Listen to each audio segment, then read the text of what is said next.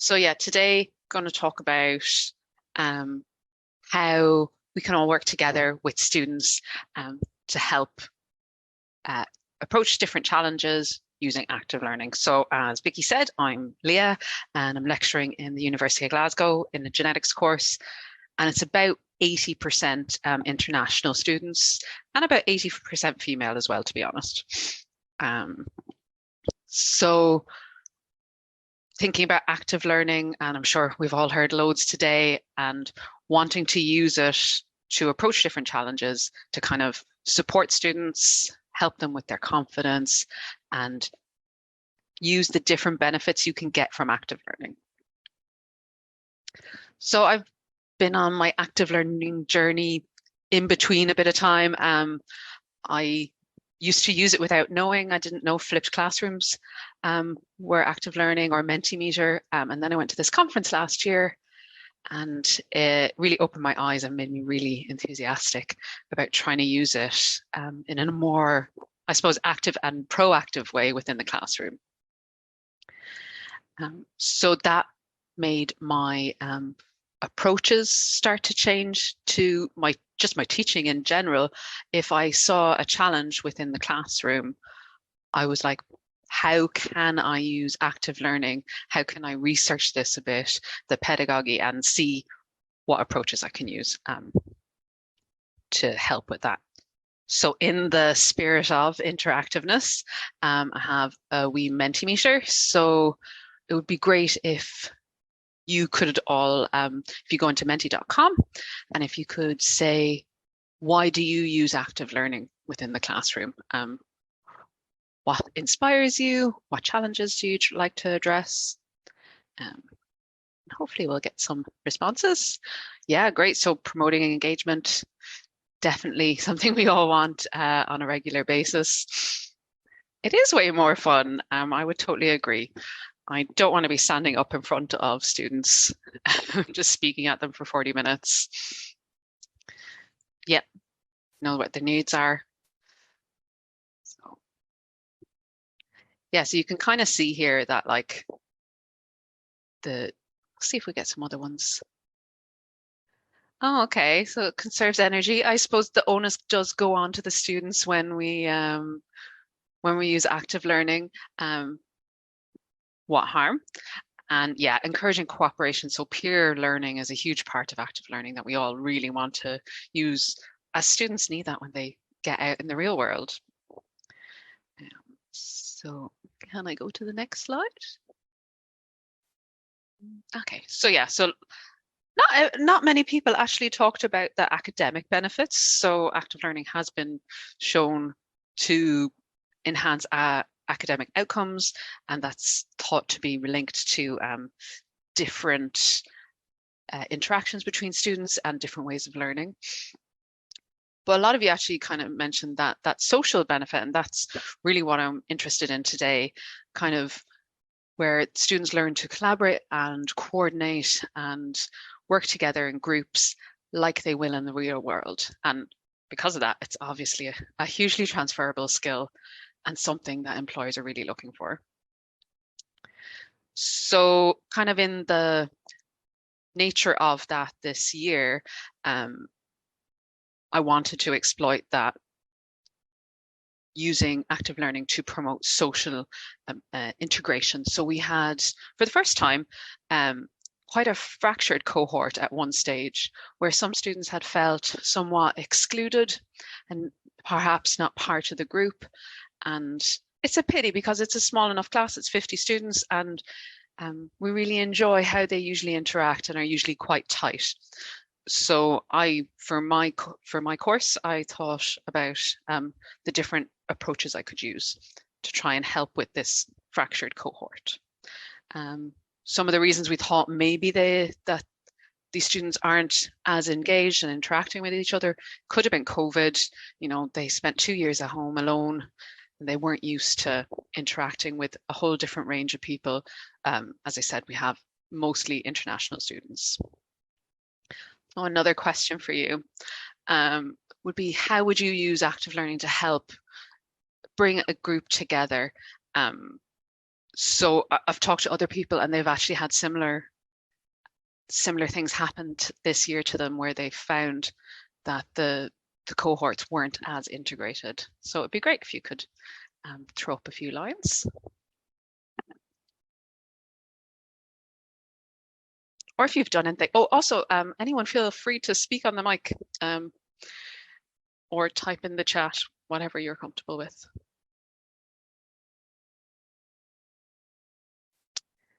Yeah. So Maria was talking about that. I really liked that this morning. She was talking about the groups actually coming up with their own agreement, and yeah, kind of directing their own interactions. Problem-based learning is lovely. We do that, but with groups of 10, and it stays consistent for the whole year. So they only really get to know 10 students very closely, but it's lovely. Yeah. So the individual, not focus on the individual, but on the task itself. Yeah. So kind of distracting them nearly from each other. Group work, yes, let's all peer work together.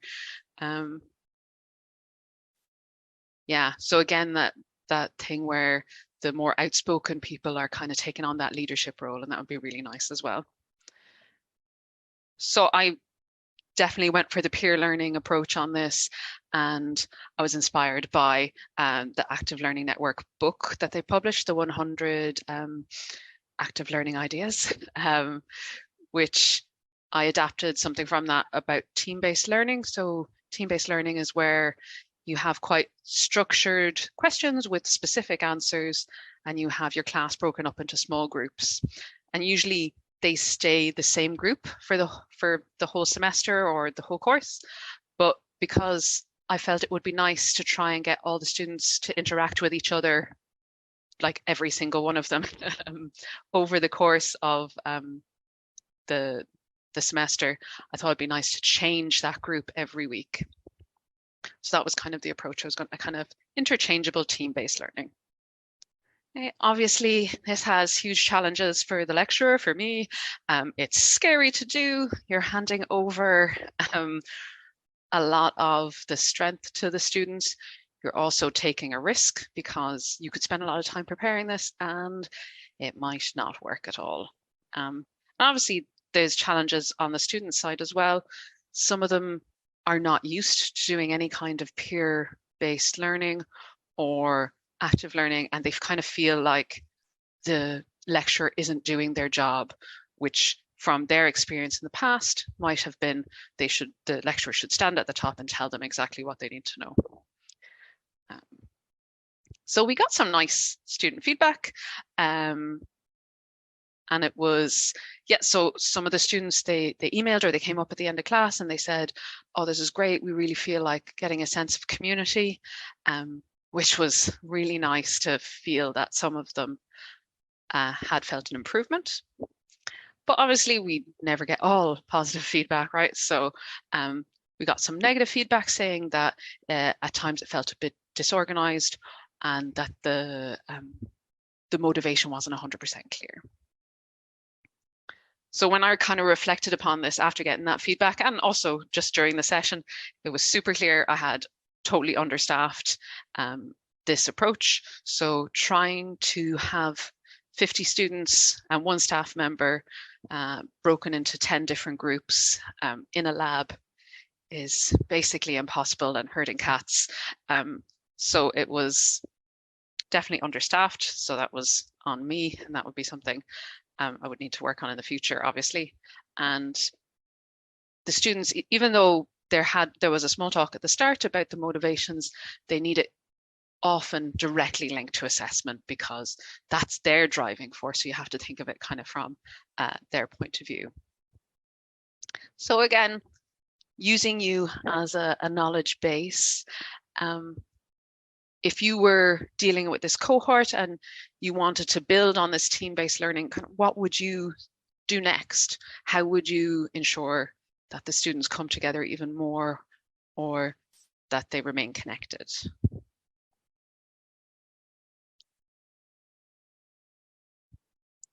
if anyone responds.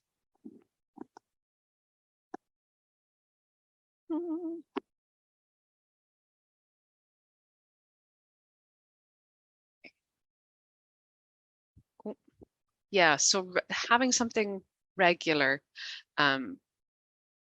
is quite nice. And again, yeah, we've used problem-based learning, so PBLs, which work really well for that.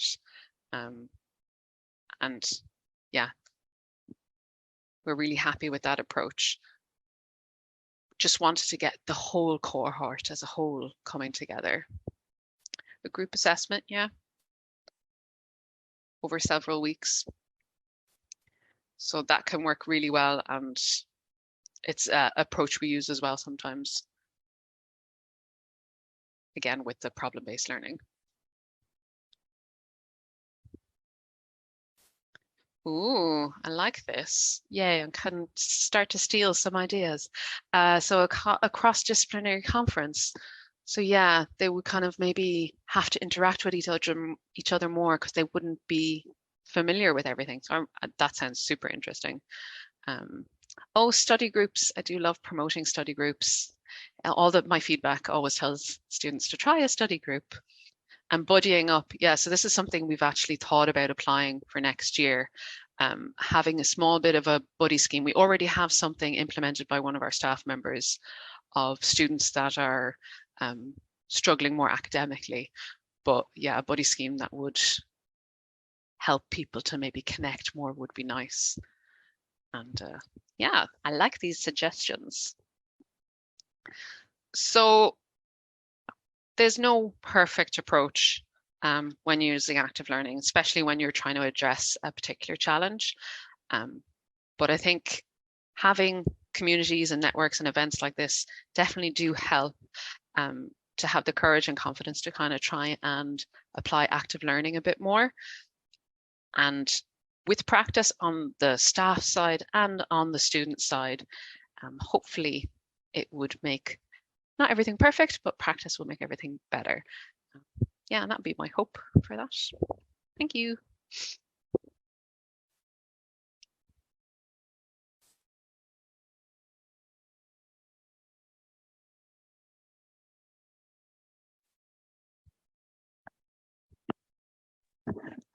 Okay, I think Vicky has lovelyly shared the link for the book in the chat if anyone's interested in the 100 Ideas book. Fantastic. Is that you finished, Leah? That's great. Yeah. Not a punchy enough ending, sorry. Oh, it's great. Short and sweet, which gives us plenty of opportunity for questions and discussion. Yeah. So any questions for Leah? Perhaps this is something you've encountered in your own teaching experience.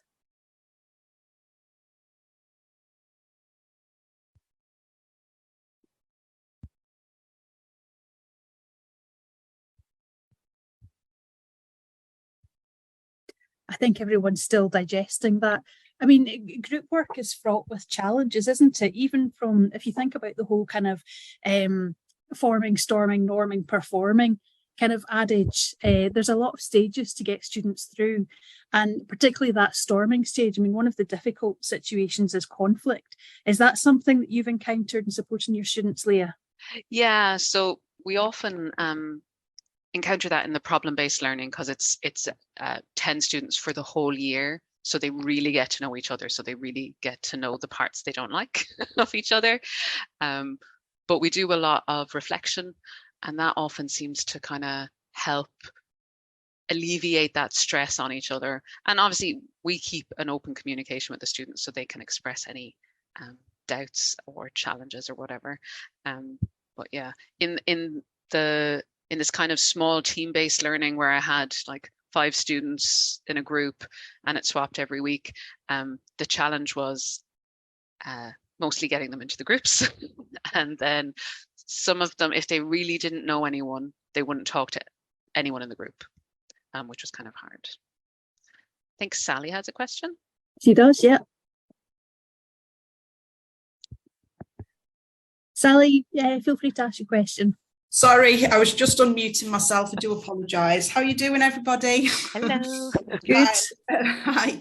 It was just a quick question, really, in terms of, because obviously, in terms of your cohort, with it being quite mixed in terms of the types of students in there, but also some of the topics you're talking about, or the programs you're teaching on. I wondered, it was interesting because one of the things we're really looking at the minute is some of this resistance, is that sometimes the students are more resistant to this than the staff in terms of, and I think that sometimes in science-based type programs, they're so used to being just told and learning, and everything's black and white, and it's either right or it's wrong. So and sometimes that they kind of don't really understand why we would have to do this. It's like, well, I usually just go away and work on my own and sort it out. And so some of that I think is quite fascinating, in terms of how we try and change their perceptions of why we're doing what we're doing.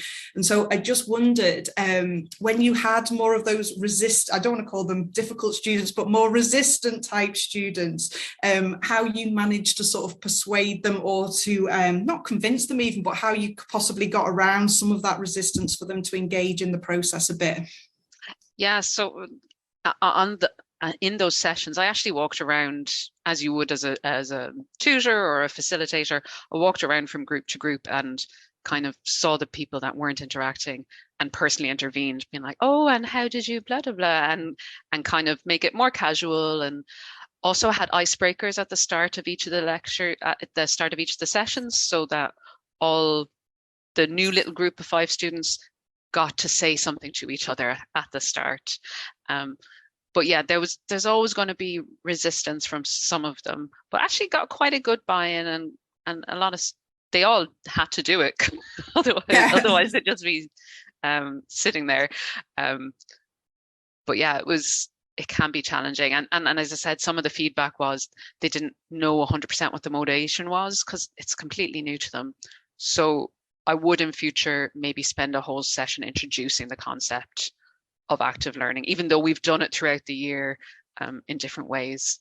Just getting that motivation down, and small steady drips. Yeah, great, thank you. Well, there's a nice question follows on from that, Leah. So Colette Mayer asks, do you teach students about navigating group dynamics, for example, giving them guidelines or let them try it out? Yeah, so we have for the PBL sessions, we have a lecture on different personality types and how to work together and communicate kindly with each other. It probably needs to be reiterated more than once a year. So I should probably build that into what I was doing as well, and maybe more of that active listening concept would probably help a lot. Yeah. Okay, great. And it's really good to hear from your experience as well. And obviously people feel free to share your experiences as well. We've got another minute left. What would your top tip be if you were going to advise people in this room here to be successful in getting your groups to work together in problem-based learning or a similar methodology? What would number one top tip? Just try. It's never perfect. It's always going to be hard. Maybe 10 years down the line, I'll be like, oh, this is easy. But yeah, just throw it in, just do a small bit, do a Mentimeter, do whatever you need to do to get yourself there. Yeah. I think that's great. And I think Wendy mentioned that resistance and vulnerability seem to be a key theme. And it's not just vulnerability of our learners, but ourselves too as educators, and being prepared to take that risk. Definitely.